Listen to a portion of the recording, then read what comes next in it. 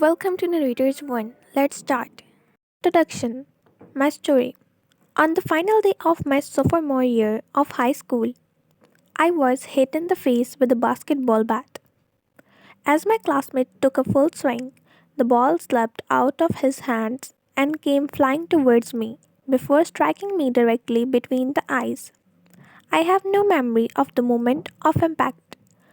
The bat smashed into my face with such force that it crushed my nose into a distorted U shape. The collision sent the soft tissue of my brain slamming into the inside of my skull. Immediately, a wave of swelling surged throughout my head. In a fraction of a second, I had a broken nose, multiple skull fractures, and two shattered eye sockets. When I opened my eyes, I saw people staring at me and running over to help. I looked down and noticed spots of red on my clothes. One of my classmates took the shirt off his back and handed it to me. I used it to plug the stream of blood rushing from my broken nose. Shocked and confused, I was unaware of how seriously I had been injured. My teacher looped his arm around my shoulder and we began the long walk to the nurse's office, across the field, down the hill, and back into the school. Random his hands touched my sides, holding me upright. We took our time and walked slowly. Nobody realized that every minute mattered. When we arrived at the nurse's office, she asked me a series of questions. What year is it? 1998. I answered. It was actually 2002. Who is the President of the United States? Bill Clinton. I said. The correct answer was George W. Bush. What is your mom's name? Uh, mm, I stalled 10 seconds past. Party. I said casually, ignoring the fact that it had taken me 10 seconds to remember my own mother's name. That is the last question I remember. My body was unable to handle the rapid swelling of my brain, and I lost consciousness before the ambulance arrived. Minutes later, I was carried out of school and taken to the local hospital. Shortly after arriving, my body began shutting down. I struggled with basic functions like swallowing and breathing. I had my first seizure of the day, breathing entirely. As the doctors hurried to supply me with oxygen, they also decided the local hospital was unequipped to handle the situation and ordered a helicopter to fly me to a large hospital in Cincinnati. I was rolled out of the emergency room doors and towards the helipad across the street. The stretcher rattled on a bumpy sidewalk as one nurse pushed me along while another pumped each breath into me by hand. My mother, who had arrived at the hospital a few moments before, climbed into the helicopter beside me. I remained unconscious and unable to breathe on my own as she held my hand during the flight. While my mother rode with me in the helicopter, my father went home to check on my brother and sister and break the news to them. He choked back tears as he explained to my sister that he would miss her 8th grade graduation ceremony that night. After passing my siblings off to family and friends, he drove to Cincinnati to meet my mother. When my mom and I landed on the roof of the hospital, a team of nearly 20 doctors and nurses sprinted onto the helipad and wheeled me into the trauma unit. By this time, the swelling in my brain had become so severe that I was having repeated post traumatic seizures. My broken bone needed to be fixed, but I was in no condition to undergo surgery. After yet another seizure, my third of the day, I was put into a medically induced coma and placed on a ventilator. My parents were no strangers to this hospital. 10 years earlier, they had entered the same building on the ground floor after my sister was diagnosed with leukemia at age 3. I was 5 at that time. My brother was just 6 months old. After 2.5 years of chemotherapy treatments, spinal tap, and bone marrow biopsies, my little sister finally walked out of hospital happy, healthy, and cancer free. And now, after 10 years of normal life, my parents found themselves back in the same place with a different child. While I slept into a coma, the hospital sent a priest and a social worker to comfort my parents. It was the same priest who had met with them a decade earlier on the evening they found out my sister had cancer. As they faded into night, a series of machines kept me alive. My parents slept restlessly on a hospital mattress. One moment they would collapse from fatigue, the next they would be wide awake with worry. My mother would tell me later, it was one of the worst nights I have ever had. My recovery. Mercifully, by the next morning, my breathing had rebounded to the point doctors felt comfortable releasing me from the coma. When I finally regained consciousness, I discovered that I had lost my ability to smell. As a test, a nurse asked me to blow my nose and sniff an apple juice box. My sense of smell returned, but to everyone's surprise, the act of blowing my nose forced air through the fractures in my eye sockets and pushed my left eye outward. My eyeball bulged out of the socket, held precariously in place by my eyelid and the optic nerve attached my eye to the brain. The ophthalmologist said my eye would gradually slide back into the place as the air seeped out. But it was hard to tell how long this would take. I was scheduled for surgery 1 week later, which would allow me some traditional time to heal. I looked like I had been on the wrong end of a boxing match, but I was cleared to leave the hospital. I returned home with a broken nose, half a dozen facial fractures, and a bulging left eye. The following months were hard. It felt like everything in my life was on pause. I had double vision for weeks. I literally could not see straight. It took me more than a month, but my eyeball did eventually return to its normal location. Between the seizures and my vision problems, it was 8 months before I could drive a car again. At physical therapy, I practiced basic motor patterns like walking in a straight line. I was determined not to let my injury get me down. But there were more than a few moments when I felt depressed and overwhelmed. I became painfully aware of how far I had to go to the baseball field 1 year later. Baseball had always been a major part of my life. My dad had played minor league baseball for the St. Louis Cardinals, and I had a dream of playing professionally too. After months of rehabilitation, what I wanted more than anything was to get back on the field. But my return to baseball was not smooth. When the season rolled around, I was the only junior to be cut from the varsity baseball team. I was sent down to play with the sophomores on junior varsity. I had been playing since age 4, and for someone who had spent so much time and effort on the sport, getting cut was humiliating. I vividly remember the day it happened. I sat in my car and cried as I flipped through the radio, desperately searching for a song that would make me feel better. After a year of self doubt, I managed to make the varsity team as a senior, but I rarely made it on the field. I played 11 innings of high school varsity baseball barely more than a single game.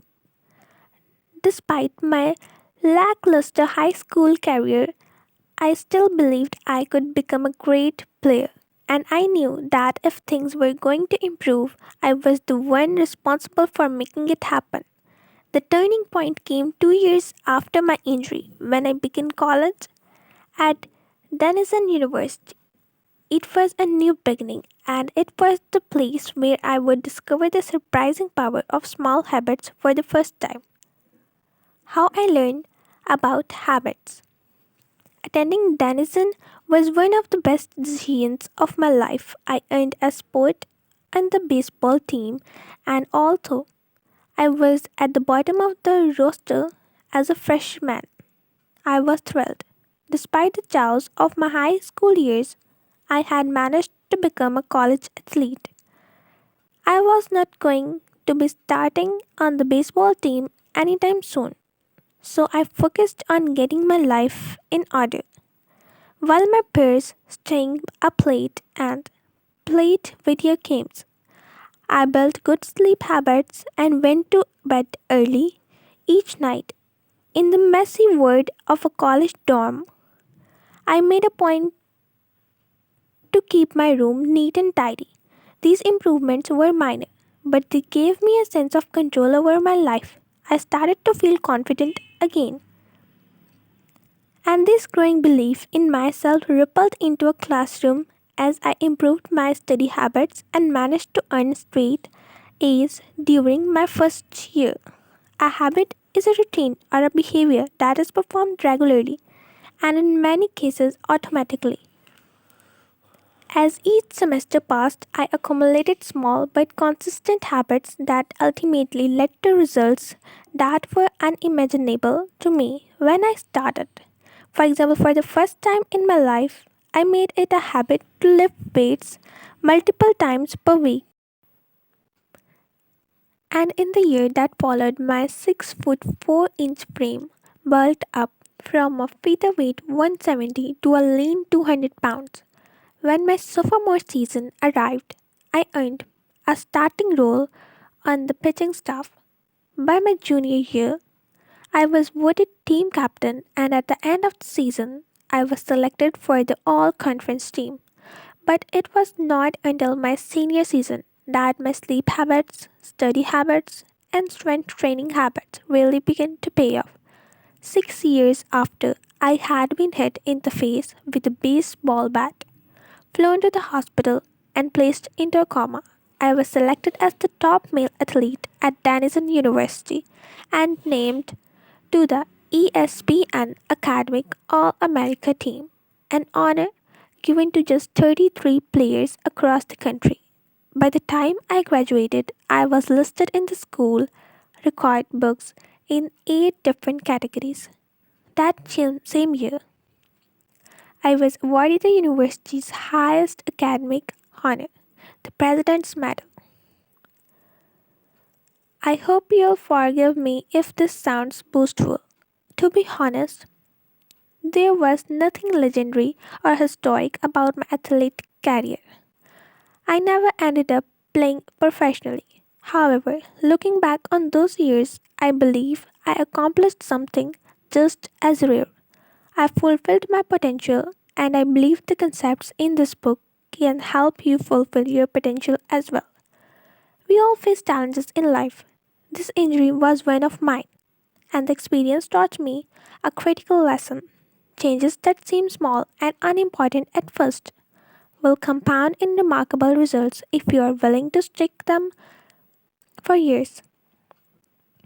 We all deal with setbacks, but in the long run, the quality of our lives always depends on the quality of our habits. With the same habits, you will end up with the same results. But with better habits, anything is possible. Maybe there are people who can achieve incredible success overnight. I do not know any of them, and I am certainly not one of them. There was not one defining moment on my journey from medically induced coma to academic All American. There were many. I was a gradual evolution. It was a gradual evolution a long series of small wins and tiny breakthroughs. The only way I made progress, the only choice I had, was to start small. And I employed the same strategy a few years later when I started my own business and began working on this book. And why I wrote this book. In November 2012, I began publishing articles at jamesclear.com. For years, I had been keeping notes about my personal experiments with habits, and I was finally ready to share some of them publicly. By publishing a new article every Monday and Thursday, within a few months, this simple writing habit led to my first 1000 email subscribers. And by the end of 2013, that number had grown to more than 30,000 people. In 2014, my email list expanded to over 100,000 subscribers, which made it one of the fastest growing newsletters on the internet. I had felt that like an imposter when I began writing 2 years earlier, but now I was becoming known as an expert on habits, a new label that excited me but also felt uncomfortable. I had never considered myself a master of the topic, but rather someone who was experimenting alongside my readers. In 2015, I reached 200,000 email subscribers and signed a book deal with Penguin Random House to begin writing the book you are reading now.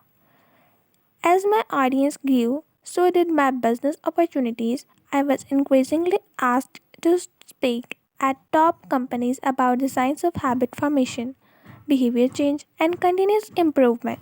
I found myself delivering keynote speeches at conferences in the United States and Europe.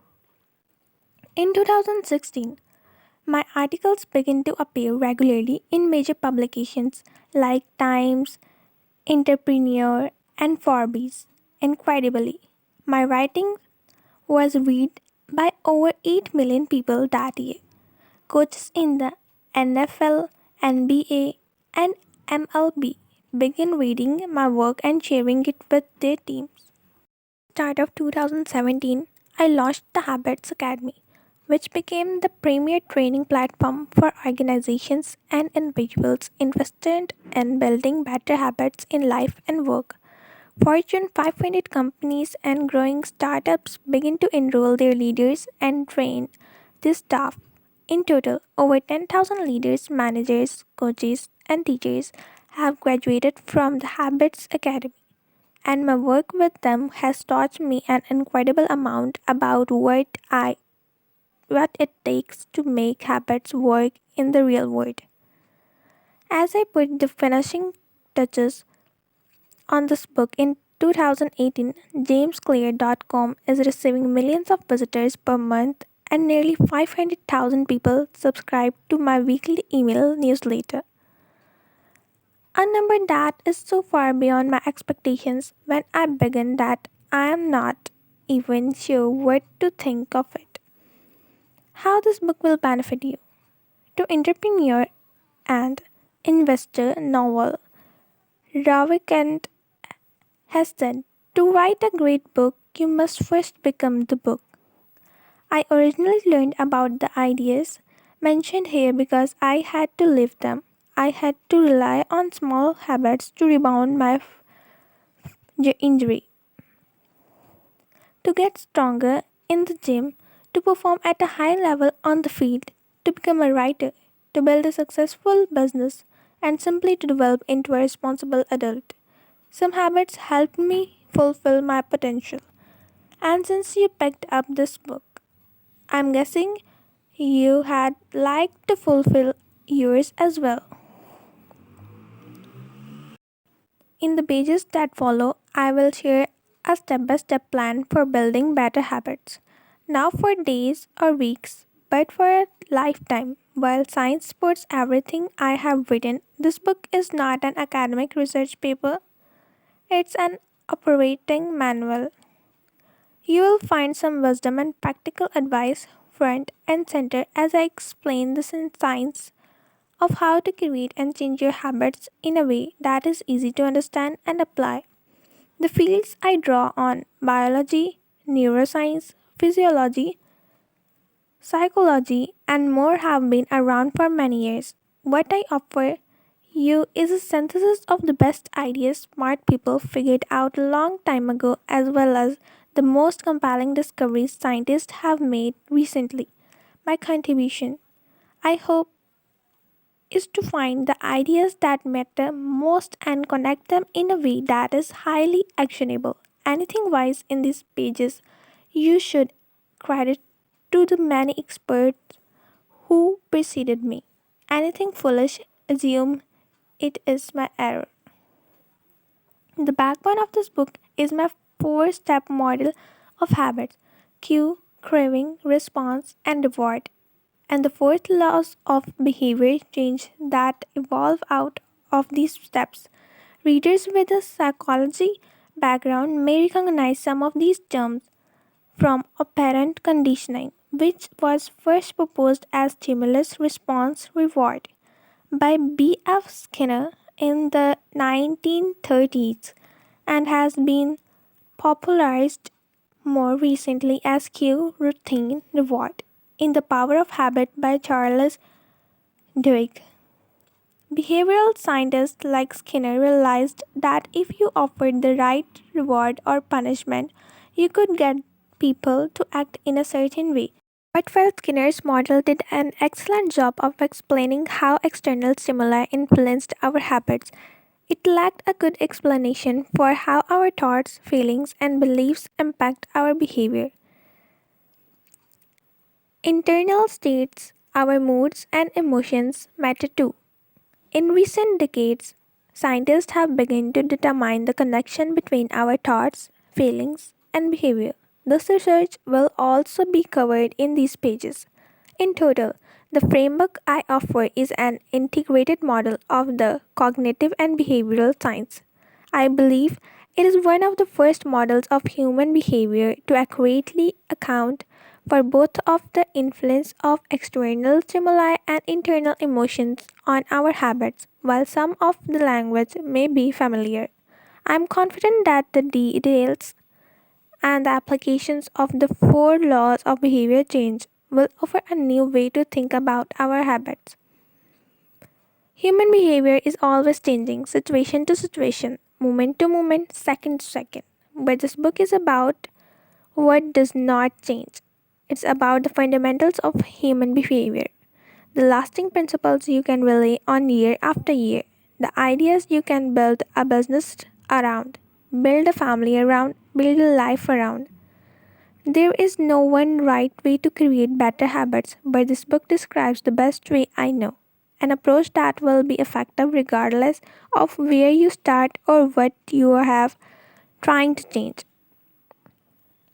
The strategies I cover will be relevant to anyone looking for a step by step system for improvement. Whether your goals center on health, money, behavior, productivity, relationships, or all the above, as long as human behavior is involved, this book will be your guide. The fundamentals. Why tiny changes make a big difference. First, the surprising power of atomic habits. The fate of British cycling changed one day in 2003. The organization, which was the governing body of professional cycling in Great Britain, recently hired David Brailsford as its new performance director. At the time, professional cyclists in Great Britain had endured nearly 100 years of mediocrity.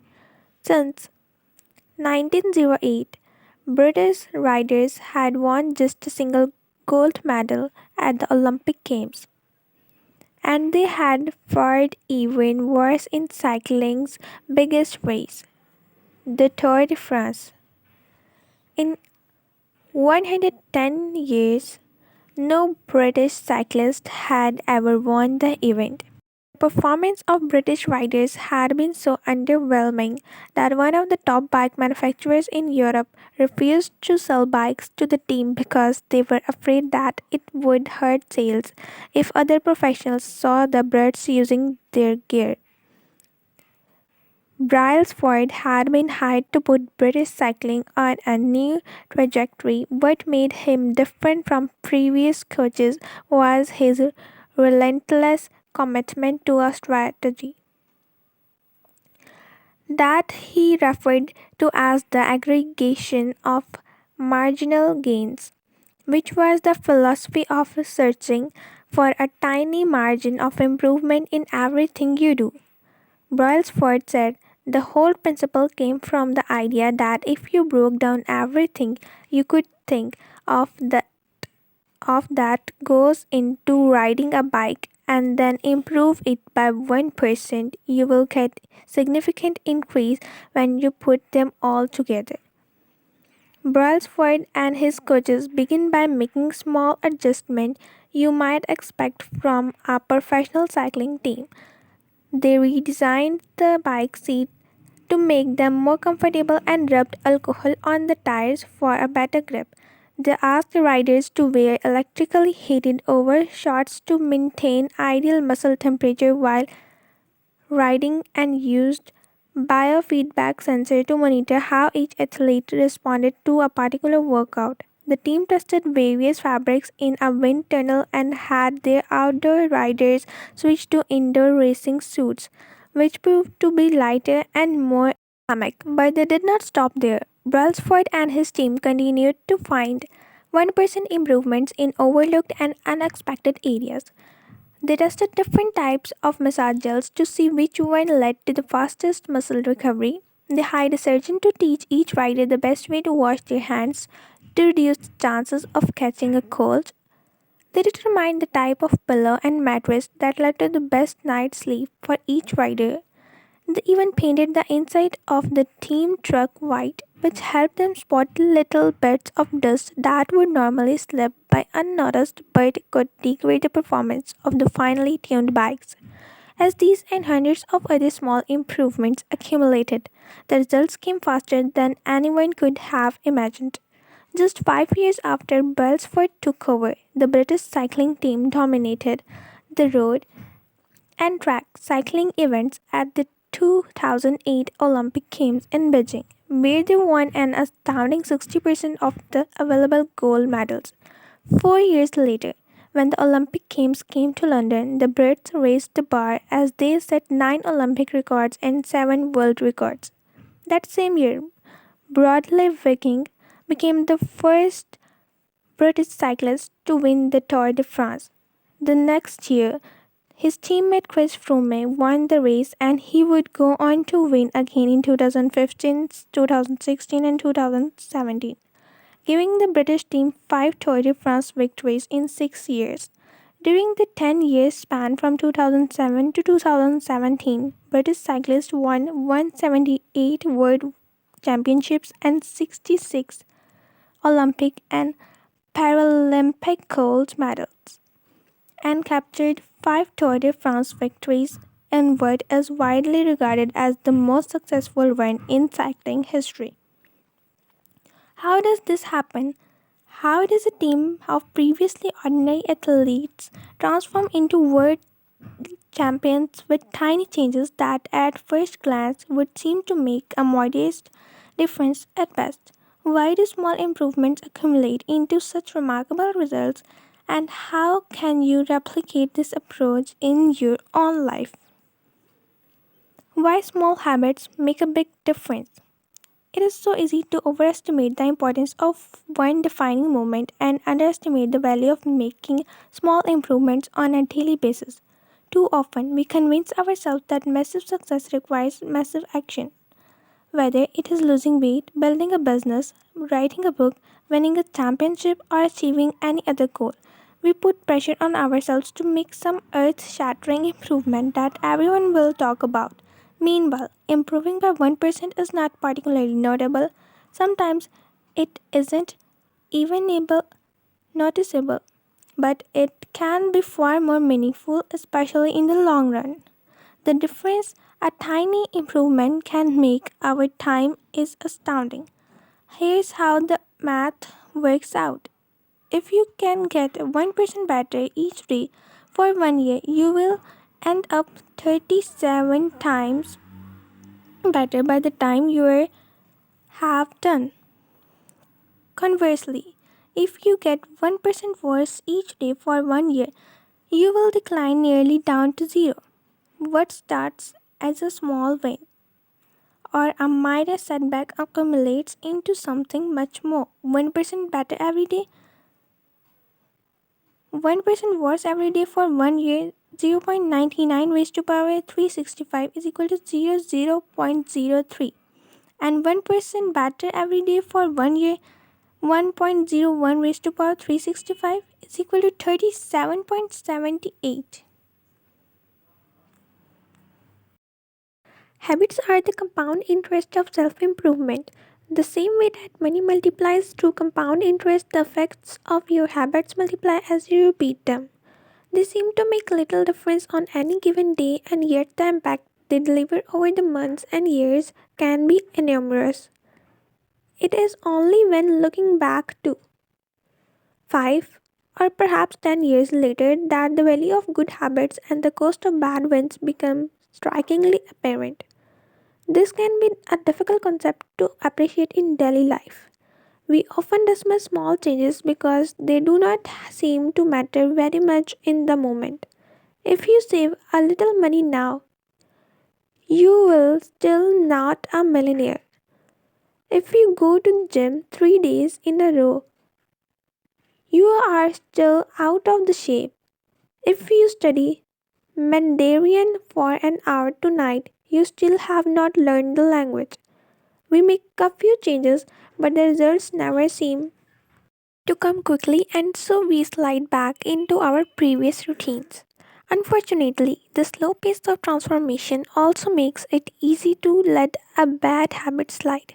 If you eat an unhealthy meal today, the scale does not move much. If you work late tonight and ignore your family, they will forgive you. If you procrastinate and put your project off until tomorrow, there will usually be time to finish it later.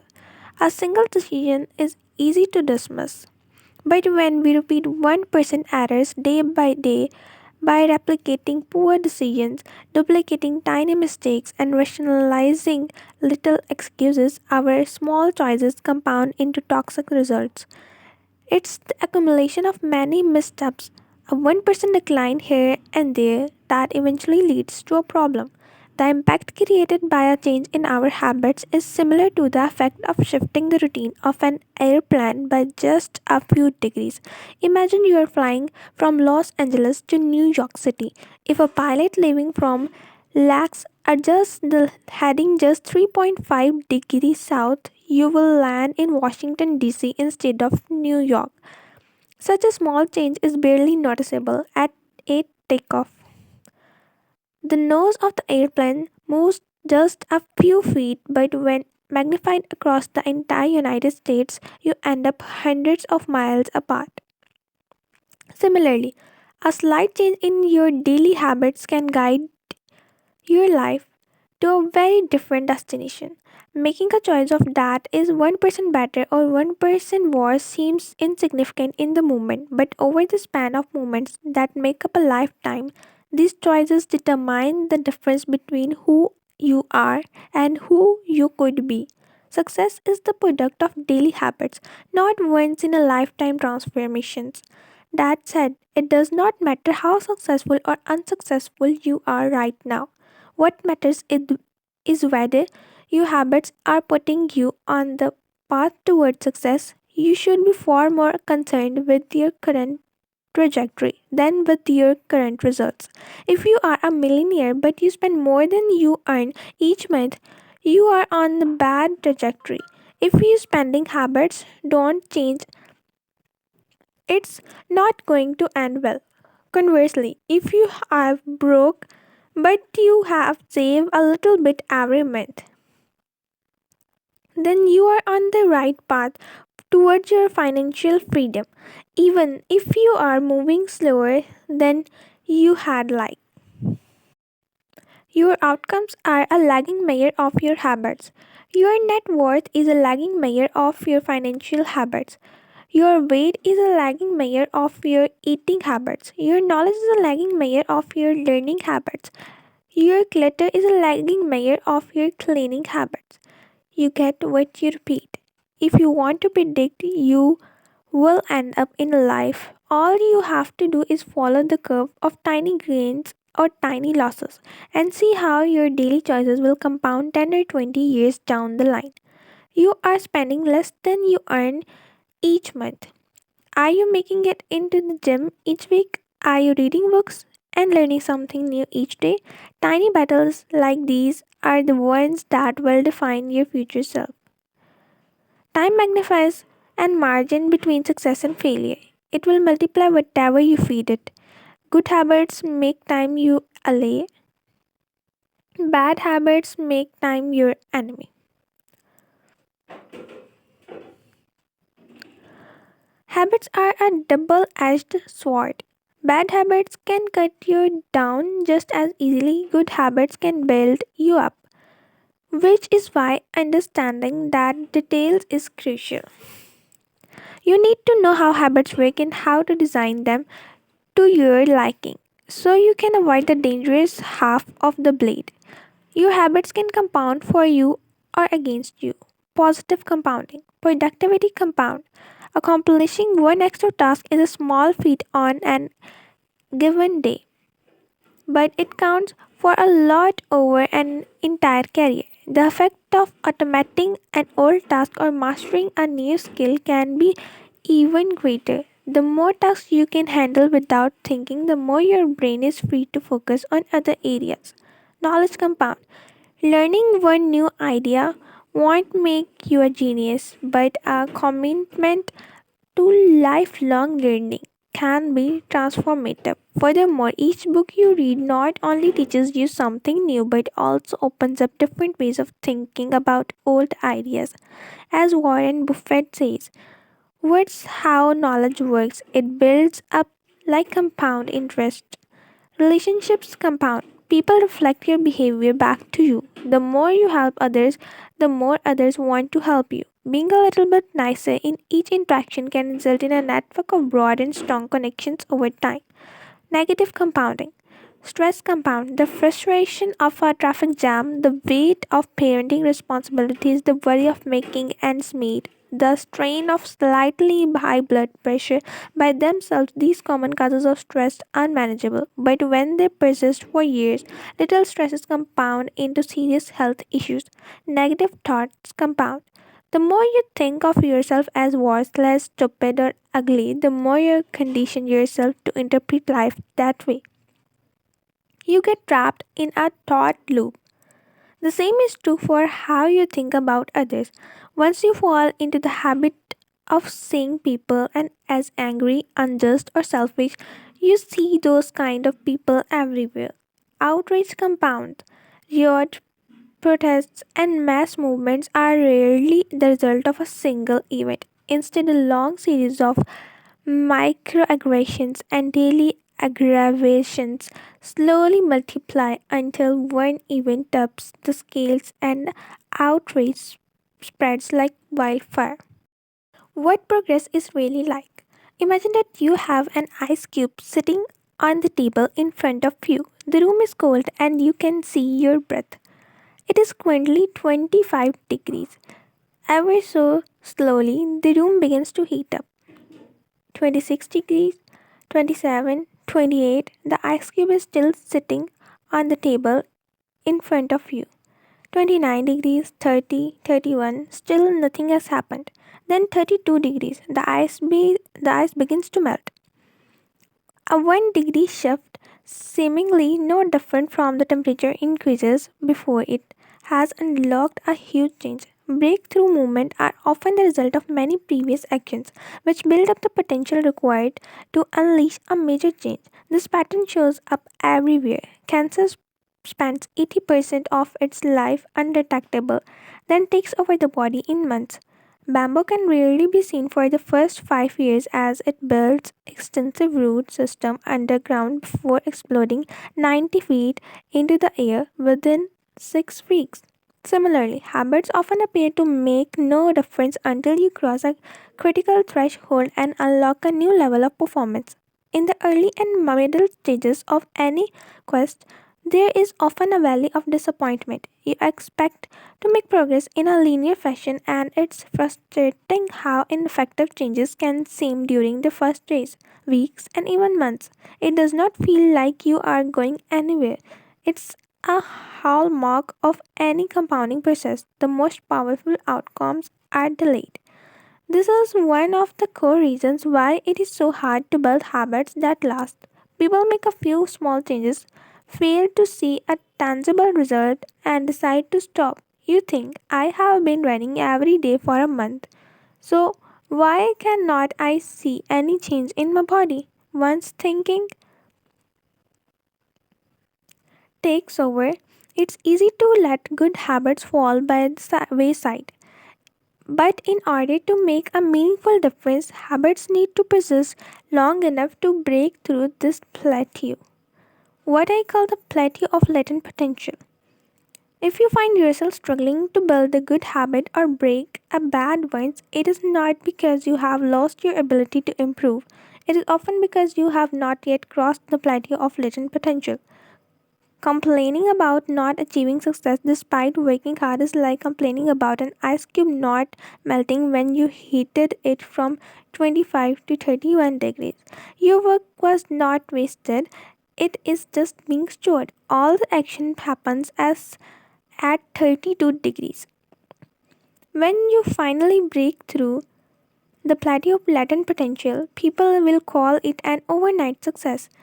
The outside world only sees the most dramatic event rather than all that preceded it. But you know that it's the work you did long ago when it seemed that you were not making any progress that makes the jump today possible. It is the human equivalent of geological pressure. Two tectonic plates can grind against one another for millions of years, the tension slowly building all the while. Then one day they rub each other once again in the same fashion they have for ages, but this time the tension is too great. An earthquake erupts. Change can take years before it happens all at once. Mastery requires patience. The San Antonio Spurs, one of the most successful teams in NBA history, have a quote from social reformer Jacob Riis hanging in their locker room. When nothing seems to help, I go and look at the stonecutter hammering away at his rock, perhaps 100 times without as much as crack showing in it. Yet at the 101st blow it will split in two. And I know it was not that last blow that did it, but all that had gone before. The plateau of latent potential. All big things come from small beginnings. The seed of every habit is a single, tiny decision, but as that decision is repeated, a habit sprouts and grows stronger. Roots entrench themselves and branches grow. The task of breaking a bad habit is like uprooting a powerful oak within us. And the task of building a good habit is like cultivating a delicate flower one day at a time. But what determines whether we stick with a habit long enough to survive the plateau of latent potential and break through to the other side? What is it that causes some people to slide into unwanted habits and enable others to enjoy the compounding effect of good ones? Forget about goals, focus on systems instead. Prevailing wisdom claims that the best way to achieve what we want in life, getting into better shape, building a successful business, relaxing more and worry less, spending more time with friends and family is to set specific actionable goals. For many years, this was how I approached my habits too. Each one was a goal to be reached. I set goals for the grades. I wanted to get in school for the weights. I wanted to lift in the gym for the profits. I wanted to earn in business. I succeeded at a few, but I failed at a lot of them. Eventually, I began to realize that my results had very little to do with the goals I set and nearly everything to do with the systems I followed. What's the difference between systems and goals? It's a distinction I first learned from Scott Adams, the cartoonist behind the Dilbert comic. Goals are about the results you want to achieve. Systems are about the process that led to those results. If you are a coach, your goal might be to win a championship. Your system is the way you recruit players, manage your assistant coaches, and conduct practice. If you are an entrepreneur, your goal might be to build $1 million business. Your system is how you test product ideas, hire employees, and run marketing campaigns. If you are a musician, your goal might be to play a new piece. Your system is how often you practice, how you break down and tackle difficult measures, and your method for receiving feedback from your instructor. Now, for the interesting question, if you completely ignored your goals and focused only your system, would you still succeed? For example, if you were a basketball coach and you ignored your goal to win a championship and focused only what your team does at practice each day, would you still get results? I would think the goal is any sport to finish with the best score, but it would be ridiculous to spend the whole game staring at the scoreboard. The only way to actually win is to better each day. In the words of three-time Super Bowl winner Bill Walsh, the score takes care of itself. The same is true for other areas of life. If you want better results, then forget about setting goals. Focus on your system instead. What do I mean by this? Are goals completely useless? Of course not. Goals are good for setting a direction, but systems are best for making progress. A handful of problems arise when you spend too much time thinking about your goals and not enough time designing your system. Problem 1. Winners and losers have the same goals. Goal setting suffers from a serious case of survivorship bias. We concentrate on the people who spend up winning, survivors, and mistakenly assume that ambitious goals led to their success, while overlooking all of the people who had the same objective but did not succeed. Even Olympian wants to win a gold medal. Every candidate wants to get the job. And if successful and unsuccessful people share the same goals, then the goals cannot be what differentiates the winners from the losers. It was not the goal of winning the Tour de France that propelled the British cyclists to be the top of the sports. Presumably, they had wanted to win the race every year before, just like every other professional team. The goal had always been there. It was only when they implemented a system of continuous small improvement that they achieved a different outcome. Problem 2. Achieving a goal is only a momentary change. Imagine you have a messy room and you set a goal to clean it.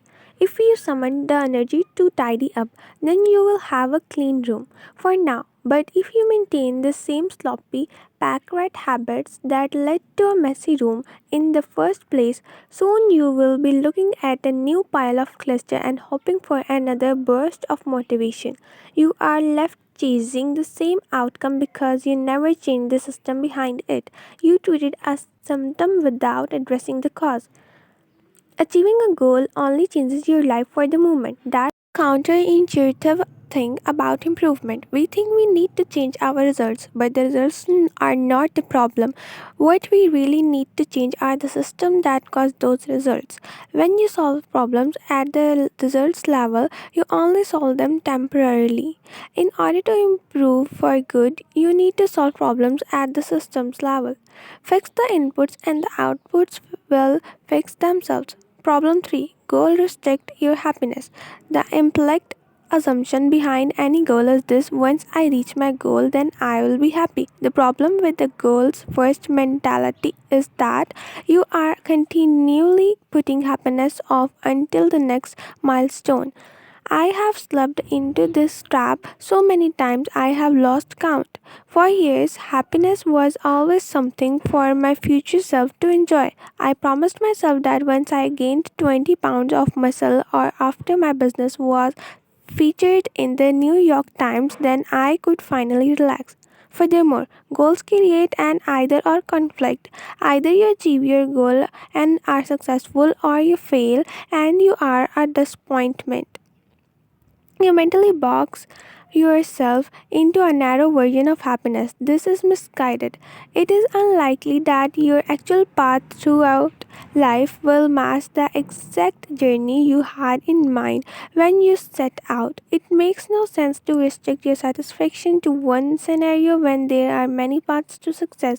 A systems first mentality provides the antidote when you fall in love with the process rather than the product. You don't have to wait to give yourself permission to be happy. You can be satisfied anytime your system is running, and a system can be successful in many different forms, not just the one you first envision.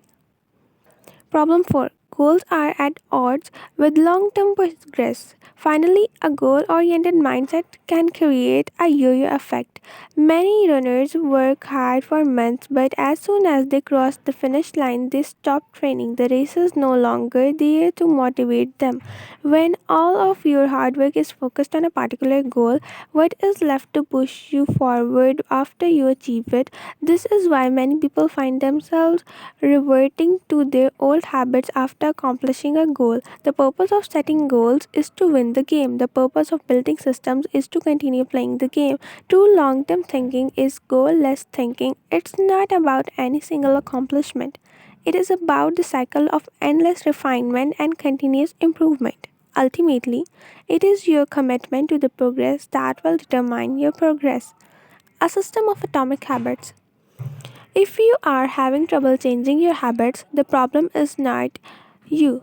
The problem is your system. Bad habits repeat themselves again and again, not because you do not want to change, but because you have the wrong system for change.